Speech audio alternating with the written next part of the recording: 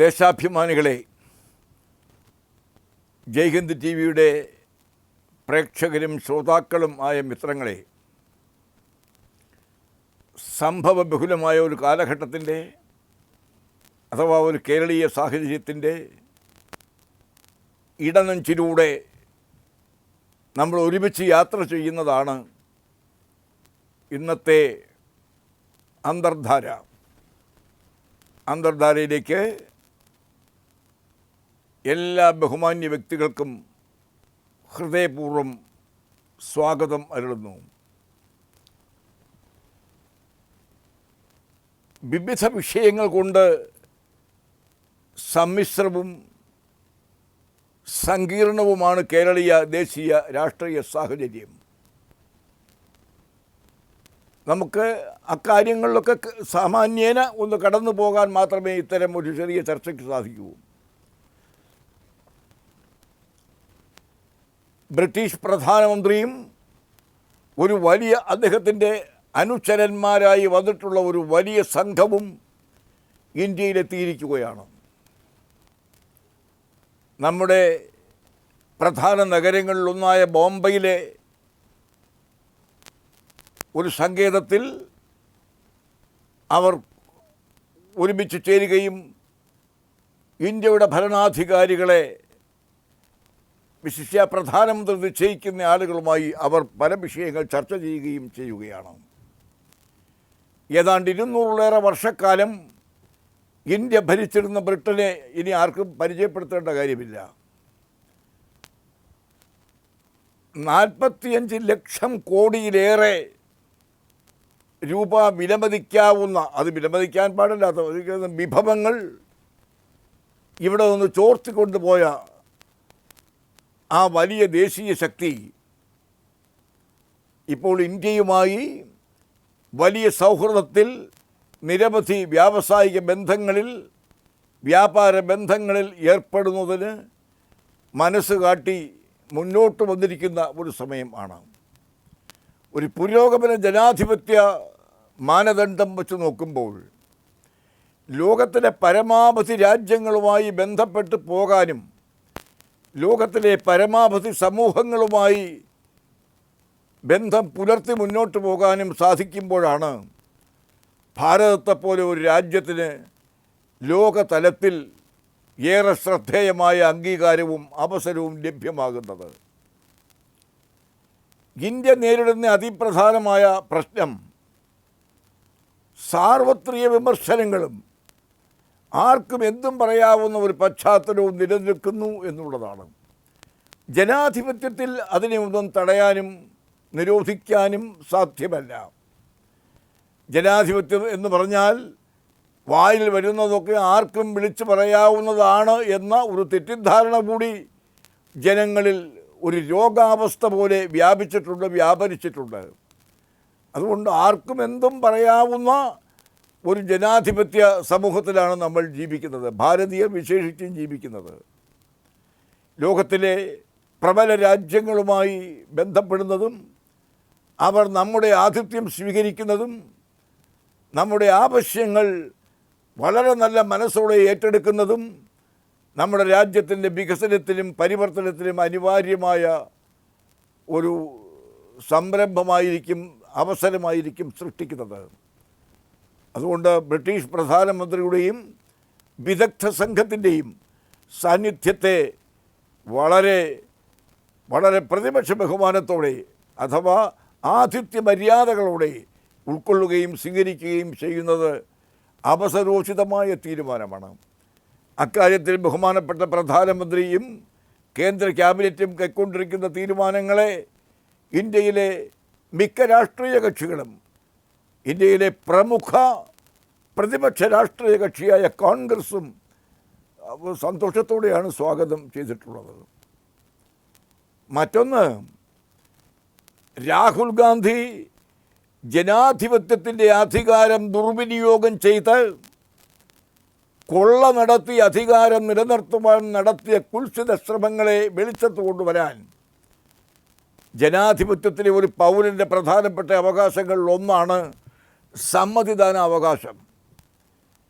അത് കാപട്യത്തിൻ്റെയും വഞ്ചനയുടെയും അതും കള്ളക്കടത്തുകാരൻ്റെ മനസ്സോടെ കൈകാര്യം ചെയ്യുന്ന രീതിക്കെതിരെ രാഹുൽ ഗാന്ധി അടുത്ത കാലത്ത് ഉയർത്തിയ അതിശക്തമായ പോർവിളി എന്ന് തന്നെ അതിനെ പറയാം. അധികാരത്തിൽ ആരെയും അംഗീകരിക്കേണ്ട കാര്യമില്ലെന്ന മനസ്സോടെ തുടരുന്ന ഇന്ത്യയുടെ ഇന്നത്തെ ഭരണം ഇപ്പോഴത്തെ ഗവൺമെൻറ് കൈവശപ്പെടുത്തിയത് നല്ല മാർഗത്തിലൂടെ അല്ല എന്ന യാഥാർത്ഥ്യം ജനങ്ങളെ അറിയിക്കാൻ ഒരു പ്രതിപക്ഷ രാഷ്ട്രീയ കക്ഷി എന്ന നിലയ്ക്ക് കോൺഗ്രസ്സിന് ബാധ്യതയുണ്ട്. അല്ലാതെ അവിടെ ചെന്നിരുന്ന് വടയും മോരും വെള്ളവും ചായയും ഒക്കെ മാറി മാറി കുടിച്ച് വല്ലപ്പോഴും ഒന്ന് കണ്ണു തുറന്ന് കോട്ടുമായിട്ട് വിശ്രമിക്കാനല്ല ഒരു പ്രതിപക്ഷത്തെ രാജ്യം നിയോഗിച്ചിരിക്കുന്നത്.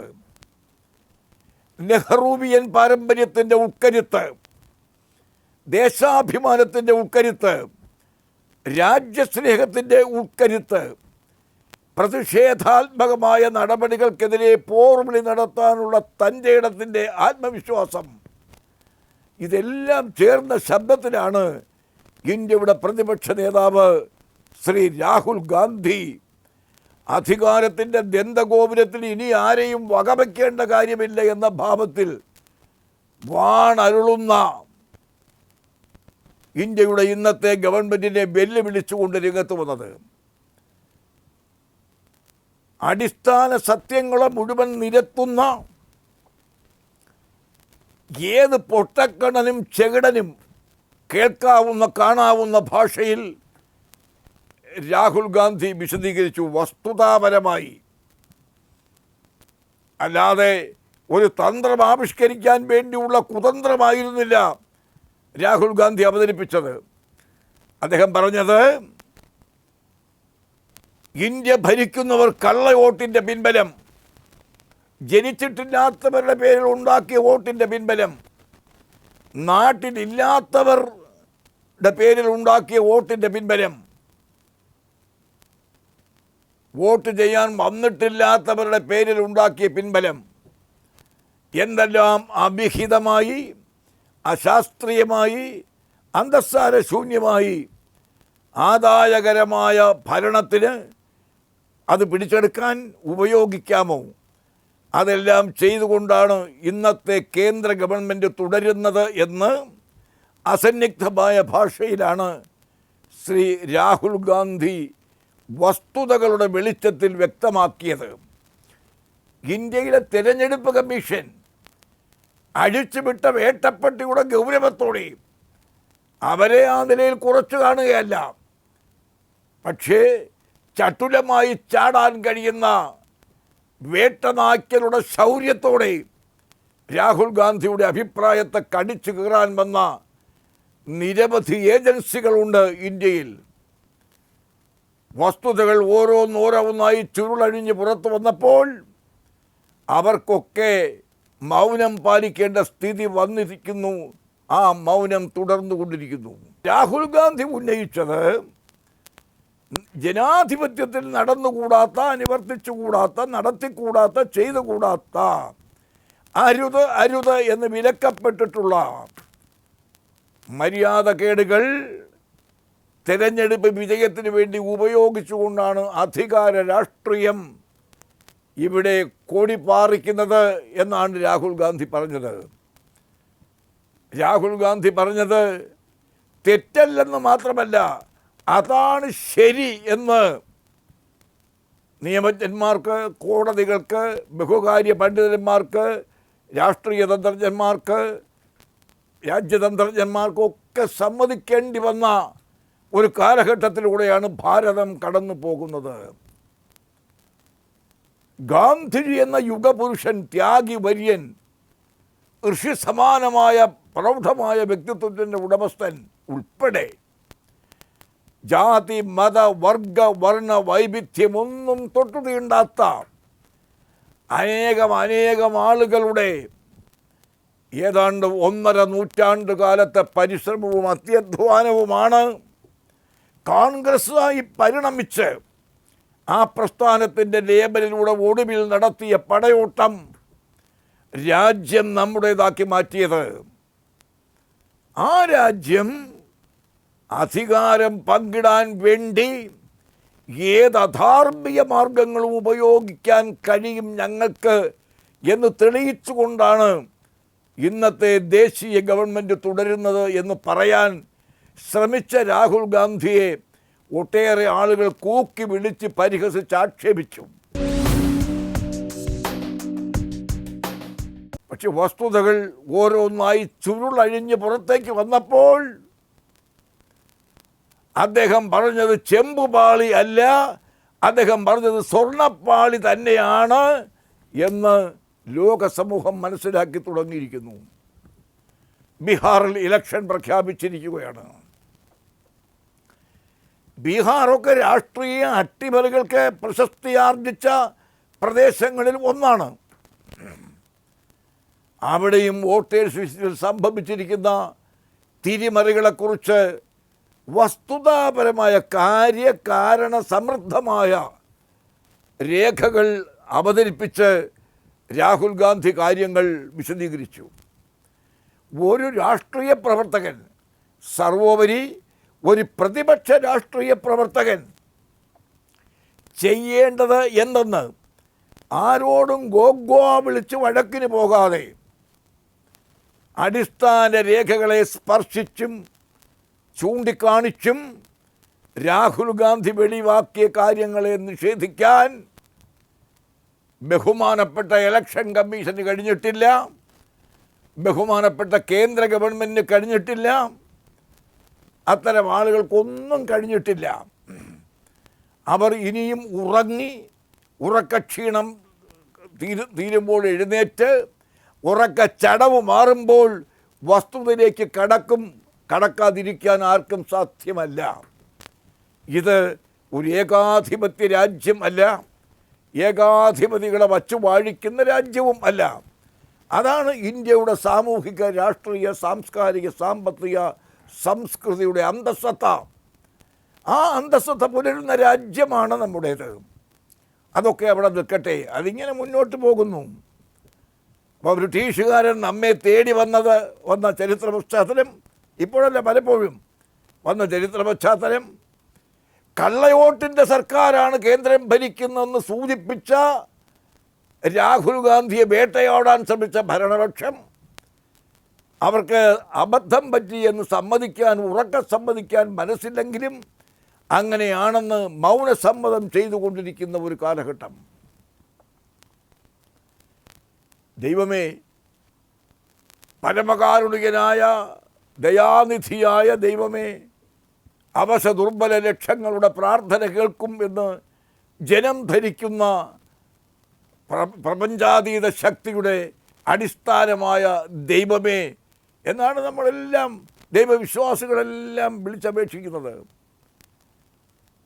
ഇവിടെ ശബരിമലയിൽ നടന്നിരിക്കുന്നത് എന്താണ്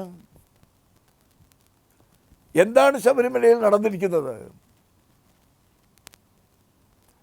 ശബരിമലയുടെ നേരെ ആക്രമണം ആരംഭിച്ചിട്ട് 50-60 വർഷം കഴിഞ്ഞിരിക്കുകയാണ്. 60-65 വർഷം കഴിഞ്ഞിരിക്കുകയാണ്. കേരള രാഷ്ട്രീയത്തിലെ സ്വാതന്ത്ര്യ സമരകാലത്തെ ഭീഷ്മാചാര്യ പട്ടികയിൽപ്പെട്ട ഒരു മഹാപുരുഷൻ തന്നെയായിരുന്നു സി കേശവൻ എന്ന പ്രതിഭാശാലി. യേശുദാസ് എന്ന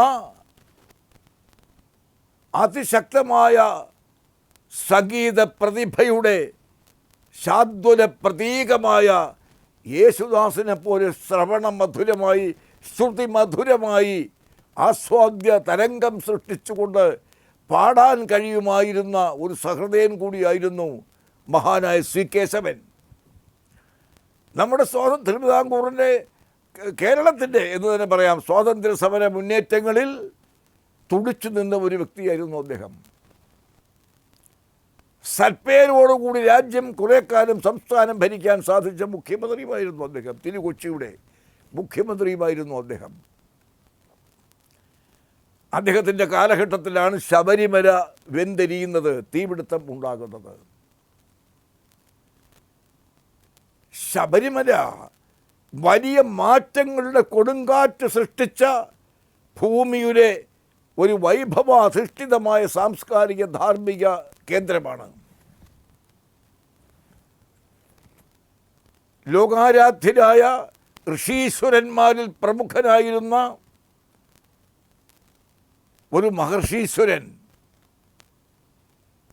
ശബരിമലയിൽ ശബരിയുടെ സാന്നിധ്യത്തിൽ, ഭഗവാൻ ശ്രീരാമചന്ദ്രൻ്റെ സാന്നിധ്യത്തിൽ പറഞ്ഞു, ശ്രേഷ്ഠത ജാതിക്കല്ല, കർമ്മത്തിനത്രേ മൂഢചേഷ്ടകൾ കാണിക്കായിക, മകളെ പേടിക്കായിക എന്ന് ശബരിയോട് ഇത് പറഞ്ഞ മഹർഷീശ്വരൻ, ഭഗവാൻ ശ്രീരാമചന്ദ്രൻ്റെ മുമ്പിൽ വെച്ച് പ്രഖ്യാപിച്ച മഹർഷീശ്വരൻ, സകല ജാതി ഗാന്ധർവങ്ങൾക്കും എതിരെ പടവാൾ പരസ്യമായി വീശിയ സന്ദർഭമാണ് അത്.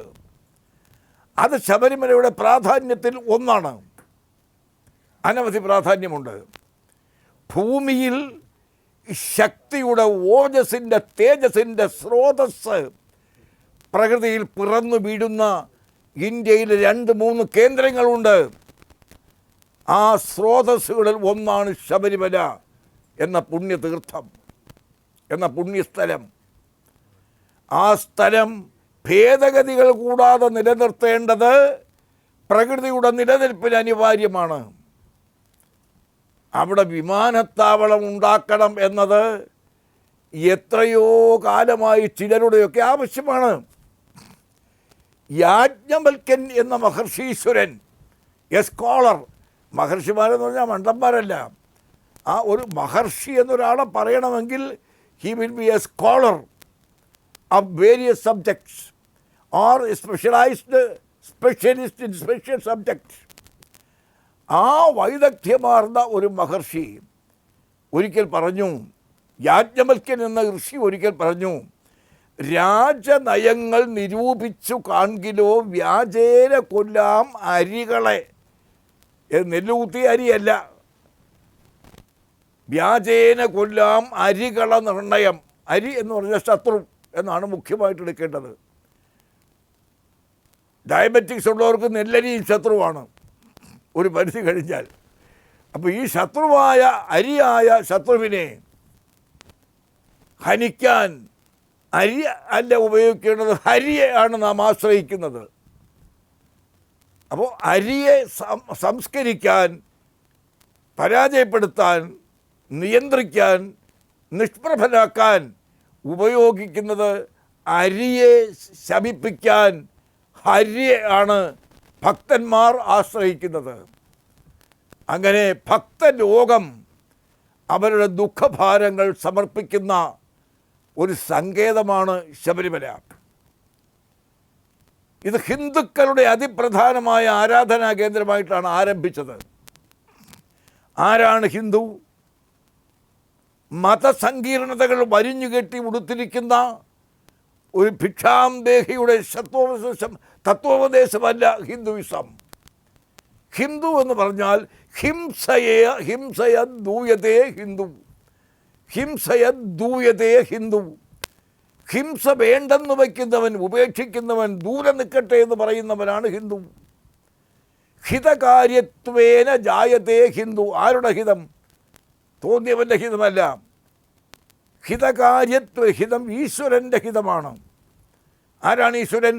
കാണപ്പെട്ടില്ല കാണും തിറമുടതിന് കണ്ണില്ല കൈയില്ല ആണല്ല പെണ്ണല്ല അണുവും അളവുമില്ല അതിയില്ല അന്തമില്ല ഇക്കാണും ബ്രഹ്മാണ്ട കോടി കപട നടനകലാശാലിയാണ് എൻ്റെ ദൈവം.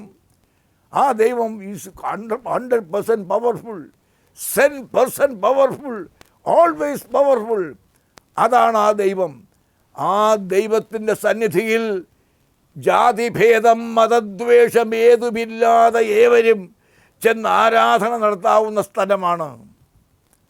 അങ്ങനെ ആയിരിക്കണം ആരാധനാ സ്ഥലമെന്ന് നിശ്ചയിക്കപ്പെട്ട, പ്രഖ്യാപിക്കപ്പെട്ട ഋഷീശ്വരന്മാരിൽ ഒരാളാണ് ശ്രീനാരായണ ഗുരുദേവൻ. അപ്പോൾ എല്ലാ ഭക്തന്മാർക്കും ചെല്ലാവുന്ന സ്ഥലമാണ് ശബരിമല. ആ ശബരിമല പുണ്യം നിറഞ്ഞ സ്ഥലമാണ്. അവിടെയാണ് ഇപ്പോൾ പെരും കൊള്ള നടന്നിരിക്കുന്നത്. ഇവിടെ ഒറ്റ കാര്യമേ അറിയേണ്ടതുള്ളൂ, കള്ളനാരെന്നറിയുവാൻ എത്രയോ പേര് ഞെട്ടിത്തരിച്ച് വിറച്ച് പരിശ്രമിച്ചിടുന്ന കാലം ഇത്. അവർക്ക് കള്ളൻ ആരെന്നൊന്നറിഞ്ഞാൽ മതി. അതിനാണ് നമ്മുടെ രാജ്യത്ത് ഗവൺമെൻറ് ഉള്ളത്, അന്വേഷണ ഏജൻസികൾ ഉള്ളത്. അവർ തമ്മിൽ നഖം വളർത്തിയിട്ട് അള്ളിയിട്ടും മാന്തിയിട്ടും ചോര ചൊടിച്ചിട്ടും കാര്യമില്ല. അവധാനതയോടെ ഈ കാര്യം അന്വേഷിക്കണം. ഈ ക്ഷേത്രവുമായി ബന്ധപ്പെട്ട മാന്യന്മാർക്ക് കൂടി ഇത് മുറിവുണ്ടാക്കുന്ന കാര്യമാണ്. ആരെയെങ്കിലും ചാരി ആരോപണം പറഞ്ഞ് പരിഹസിച്ചിട്ട് കാര്യമില്ല. നമുക്ക് അതിശക്തമായ അന്വേഷണ ഏജൻസികളുണ്ട്. കേരളത്തിലെ പോലീസ് മാനേജ്മെൻറ്റിനെ വിവരദോഷികളായിട്ടും നിഷ്ക്രിയരായിട്ടും എഴുതി തള്ളരുത്. അതിശക്തമായ കേസുകൾ അന്വേഷിക്കാൻ വൈദഗ്ധ്യമുള്ള ചെറിയ പോലീസ് ഉദ്യോഗസ്ഥൻ തൊട്ട് വലിയ DGP, ഇനി DGP ജനറൽ വരുമോ എന്നറിയില്ല, ചിലപ്പോൾ വന്നേക്കാം. വളരെ വേണ്ടപ്പെട്ടവരെ DGP ജനറൽ ആക്കി നിയമിച്ചാൽ എന്താ കുഴപ്പം? അപ്പോൾ DGP ജനറൽ തൊട്ട് സാധാ DGP തൊട്ട് IGP തൊട്ട് AIG തൊട്ട് ഇങ്ങോട്ട് SP തൊട്ട് DOSP തൊട്ട് SHO തൊട്ട് എന്ന് വേണ്ട പോലീസിലെ എല്ലാ തലത്തിലും പെട്ടവർ വിദഗ്ധന്മാരായ ആളുകൾ നമ്മുടെ സംസ്ഥാനത്തുണ്ട്. റിട്ടയർ ചെയ്തവരുടെ പോലും സേവനം ഇക്കാര്യത്തിൽ ഒരു ഘട്ടത്തിൽ ഗവൺമെൻറ്റിന് ഉപയോഗിക്കാവുന്നതാണ്. Why? Because government is the apex agency to decide, to investigate. അതിനൊക്കെയുള്ള പരമ അധികാരമുള്ള സ്ഥാപനമാണ് ഗവൺമെൻറ്. അല്ല, ഗവൺമെൻറ് കയ്യും കെട്ടി കമന്ന് കിടന്നുറങ്ങാൻ വേണ്ടി സ്ഥാപിക്കപ്പെട്ടിട്ടുള്ള ഏജൻസിയല്ല. നമ്മൾ ആരെയും കുറച്ച് കണ്ടിട്ട് കാര്യമില്ല.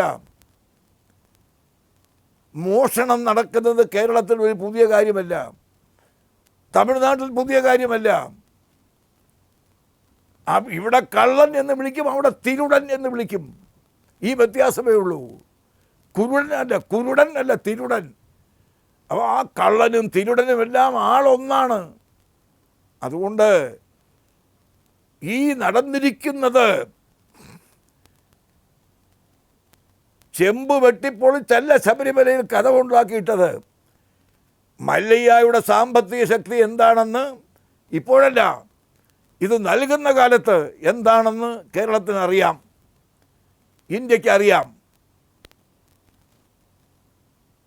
അദ്ദേഹത്തിൻ്റെ ബ്രൂവറീസ് വഴിയുള്ള ആദായം വിമാന സർവീസ് മാത്രമേ തകർന്നുള്ളൂ. അത് വലിയ ബുദ്ധിമാന്മാർ വ്യവസായം തുടങ്ങുകയും ഇടയ്ക്ക് തകർക്കുകയും ചെയ്യും. അതൊക്കെ അവരുടെ വ്യാവസായികമായ അണ്ടർസ്റ്റാൻഡിങ്ങും അഡ്ജസ്റ്റ്മെൻറ്റുമാണ്. അത് വേറൊരു വിഷയമാണ്. പക്ഷെ ശബരിമലയിൽ നടന്ന ഈ സംഭവത്തെപ്പറ്റി ഇതിൻ്റെ മുഴുവൻ പ്രതികളെയും കുറ്റവാളികളെയും ഉത്തരവാദികളെയും യഥോചിതം രംഗത്ത് കൊണ്ടുവരാൻ, ഹാജരാക്കാൻ, അങ്ങനെയാണ് അതിൻ്റെ ടെർമിനോളജി, അവരെ നിയമത്തിൻ്റെ മുൻപിൽ ഹാജരാക്കാൻ കോടതിയാണല്ലോ കാര്യങ്ങൾ അവസാനത്തെ നിഗമനത്തിലെത്തേണ്ട ഏജൻസി. അവിടെ എത്തിക്കാൻ കഴിയുന്ന പോലീസുകാർ കേരളത്തിലുണ്ട്. സാധാ പോലീസുകാരൻ തൊട്ട് ഇപ്പം DGP മാത്രമേ ഉള്ളൂ. DGP ജനറൽ വരെ ഉണ്ടാക്കാവുന്ന സംസ്ഥാനമാണിത്. ആ DGP വരെ ഉള്ളവർ ഇതിന് വിദഗ്ധന്മാരുണ്ട്. കുറ്റാന്വേഷണ കലയിൽ വൈദഗ്ധ്യമാർജിച്ചവരുണ്ട്. വിദേശത്ത് പോയി പരിശീലനം നേടിയവർ ഉണ്ട്. അതിപുരാതനമായ സംഭവങ്ങൾ വിശകലനം ചെയ്ത് ഇതൊക്കെ വിലയിരുത്തി സാഹചര്യ തെളിവുകളും വർത്തമാന പിഴകളും കൂട്ടിക്കുഴച്ച് പിന്നീട് അനലൈസ് ചെയ്ത് ക്രിട്ടിക്കൽ എക്സാമിനേഷൻ നടത്തി അത് ഡിസ്കഷന് വിധേയമാക്കി അവരിൽ നിന്ന് തെളിവെടുക്കാൻ കഴിയുന്ന പോലീസ് വിദഗ്ധന്മാർ കേരളത്തിലുണ്ട്. അവരെ കുറച്ച് കാണരുത്. പോലീസ് നമുക്ക് പുല്ലാണ് പരമപുല്ലാണെന്നൊക്കെ മുദ്രാവാക്യം വിളിക്കാൻ സുഖമുണ്ടെങ്കിലും ഒരു അത്യാഹിത ഘട്ടത്തിൽ കുറ്റവാളികളെ വെളിച്ചത്ത് കൊണ്ടുവരാൻ കഴിയുന്ന ഇന്ത്യയുടെ പോലീസ് ഏജൻസികളിൽ ഒന്നാം സ്ഥാനത്തെന്ന് പറയുന്നില്ലെങ്കിലും 2ഉം 3ഉം സ്ഥാനങ്ങളിൽ വരാൻ കഴിയുന്ന പോലീസ് മികവ് കേരളത്തിലുണ്ട്. ആ പോലീസുകാർക്ക് ഇത് അന്വേഷിക്കാനുള്ള സ്വാതന്ത്ര്യം നൽകി, ചുമതല നൽകി നിയോഗിച്ചാൽ റിട്ടയർ ചെയ്തവരുടെ സേവനം കൂടി ഇത്തരം സന്ദർഭങ്ങളിൽ ഉപയോഗിക്കാവുന്നതാണ്. That's a discretionary right of the honourable government. ഞങ്ങളൊക്കെ ചെറിയ പൊതുപ്രവർത്തകരാണ്. പക്ഷേ കേരളം ഇങ്ങനെ ആയാൽ മതിയോ? ലോകത്തിൻ്റെ പല ഭാഗത്തു നിന്നും ഇവിടെ നമ്മൾ വലിയ കള്ളന്മാരെ പറ്റി കേട്ടിട്ടുണ്ട്. കായംകുളം കൊച്ചുണ്ണിയുടെ ക്ലാസ്മേറ്റ് ഉണ്ട്, കായംകുളം കൊച്ചുണ്ണിയുണ്ട്. ഇത്തിക്കര പക്കിയുണ്ട്. ഇത്തിക്കര പക്കിയുടെ കൂടെ നഴ്സറി പഠിച്ച് പിന്നെ പഠിത്തം പൂർത്തിയാക്കാൻ നോക്കാതെ പോയി രക്ഷപ്പെട്ടവരുണ്ട്. ബഹുമാനപ്പെട്ട വെള്ളായണി പരവുമുണ്ട്, ബഹുമാനപ്പെട്ട ഇത്തിക്കര പക്കിയുണ്ട്, ബഹുമാനപ്പെട്ട കായംകുളം കൊച്ചുണ്ണിയുണ്ട്, ബഹുമാനപ്പെട്ട എട്ടുകാലി പമ്പുഞ്ഞുണ്ട്. സ്ത്രീകൾക്കും പങ്കാളിത്തമുണ്ട്, ചട്ടുകാരി മറിയമുണ്ട്, പലരുമുണ്ട്. ഞാൻ ആരുടെയും പേര് പറഞ്ഞ് അനാദരിക്കുന്നില്ല. പലതരം കൃത്യങ്ങൾ ചെയ്യാൻ വൈദഗ്ധ്യം